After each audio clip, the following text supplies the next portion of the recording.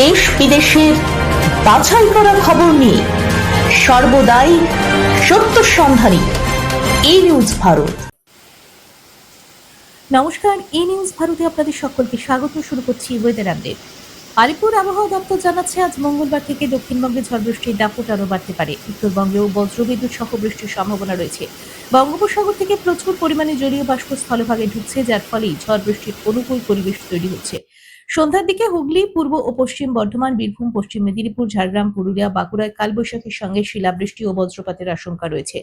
এই পরিস্থিতি আগামী বৃহস্পতিবার পর্যন্ত বজায় থাকতে পারে, তবে মঙ্গলবার ও বুধবার ঝড় বৃষ্টি বেশি হওয়ার সম্ভাবনা রয়েছে। ফলে আপাতত গরমের হাত থেকে কিছুটা স্বস্তি পেতে চলেছে রাজ্যবাসী। আলিপুর আবহাওয়া দপ্তরের পূর্বাভাস অনুযায়ী মঙ্গলবার কলকাতা সহ দক্ষিণবঙ্গের একাধিক জেলায় ঝড় বৃষ্টির সম্ভাবনা রয়েছে। সকাল থেকে আংশিক মেঘলা আকাশ থাকলেও মাঝে মাঝে রোদের দেখা মিলতে পারে, তবে রোদের তেজ খুব বেশি থাকবে না। বিকেলের দিকে বেশিরভাগ জেলায় মেঘলা পরিবেশ তৈরি হবে। উপকূলবর্তী এলাকায় ঘন্টায় 40 থেকে 50 কিলোমিটার গতিবেগে ঝোড়ো হাওয়া বইতে পারে, যার ফলে উত্তর ওড়িশা ও পশ্চিমবঙ্গের উপকূলের কাছে সমুদ্রে উত্তাল থাকার সম্ভাবনা রয়েছে।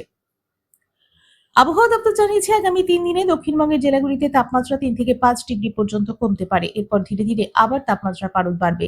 দক্ষিণবঙ্গের পাশাপাশি উত্তরবঙ্গেও বজ্রবিদ্যুৎ সহ ঝড় বৃষ্টির সম্ভাবনা রয়েছে। দার্জিলিং, কালিম্পং, আলিপুরদুয়ার, কোচবিহার ও জলপাইগুড়ি জেলায় বিক্ষিপ্ত বৃষ্টির সঙ্গে ঘন্টায় 30 থেকে 50 কিলোমিটার গতিবেগে ঝোড়ো হাওয়া বইতে পারে। এইসব অঞ্চলে শিলাবৃষ্টির সম্ভাবনাও রয়েছে। আবহাওয়া দপ্তরের পূর্বাভাস অনুযায়ী আগামী বৃহস্পতিবার পর্যন্ত উত্তরবঙ্গের বিভিন্ন জেলায় বজ্রবিদ্যুৎ সহ বৃষ্টি চলতে পারে। আজ কলকাতায় সারাদিন আংশিক মেঘলা আকাশ। আজ কলকাতা ও তার পার্শ্ববর্তী অঞ্চলে দিনের সর্বোচ্চ তাপমাত্রা 31 ডিগ্রি সেলসিয়াস, সর্বনিম্ন 22 ডিগ্রি সেলসিয়াস। বাতাসের সাপেক্ষিক আর্দ্রতার পরিমাণ 70%। ব্যুরো রিপোর্ট, ই নিউজ ভারত।